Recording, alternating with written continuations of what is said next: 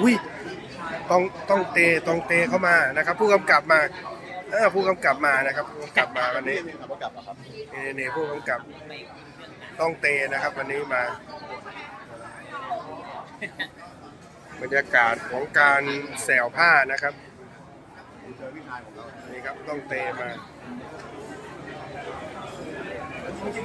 ผู้กำกับหนังไทยบ้านมานะครับต้องเตครับผู้กำกับภาพยนตร์เรื่องไทยบ้านนะครับ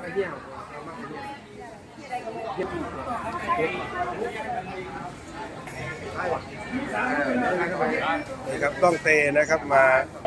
ที่ห้างซุนเฮงพลาซ่านะครับ